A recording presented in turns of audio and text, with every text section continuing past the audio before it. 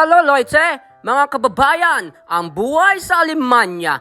Bago po ang lahat, shoutout sa mga makikisig at mga matsatsagang mga ka-grab driver, mga delivery boys at angkas and joyride dyan sa Pilipinas. For today's vlog, silipin naman natin kung anong meron buhay sa kalsada dito sa Alemanya. Pauwi na po ako galing trabaho, so makakasalubong ko naman ang isa kong kababayan na pang-umaga naman.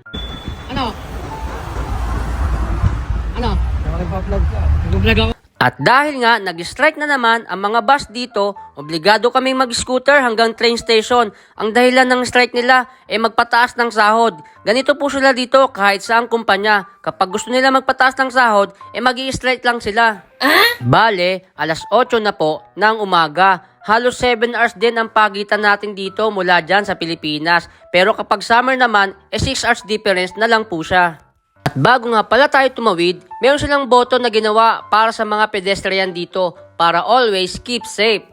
At kung mapapansin nyo naman, wala kayong makikita ni isang traffic enforcer. Bihira ang mga aksidente dito. Alam nyo ba kung bakit? Disiplinado sila dito. Sumusunod talaga sila sa trapiko. Wala kasing lagay-lagay o under the table dito. Kapag nahuli ka, huli ka talaga. Mahirap naman kasing magka-record dito, lalo't ang lisensya mo pwedeng magamit sa ibang part ng bansa o Europa. At ang napapansin ko lang dito, kahit na bike lang ang gamit mo, talagang waiting ka rin sa mga stoplight dito. Yung kaibigan ko ang German, kahit na daw scooter, bawal din daw mag-counterflow, €50 penalty din yun. Kaya nga siguro, wala din mga road rage o pagtatalo dito dahil nga nasa disiplina at pagbibigay na lang ang papairalin mo. Less hassle, less traffic, less abala, less away o gulo.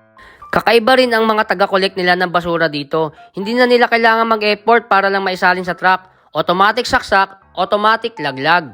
At sa linis ng kalsada nila dito, ikaw na lang mahihiyang magtapon kung saan. Kung may basura ka, maiging itago mo na lang. At kailangan on time ka sa mga transportation nila dito dahil hindi ka nila aantayin. Totoo nga ang kasabihan na daig ng maagap ang masipag. Kaya ngayon, natuto na ako. Dating Filipino time, ngayon, Alemanya time. Sana po may natutunan tayo ngayong araw.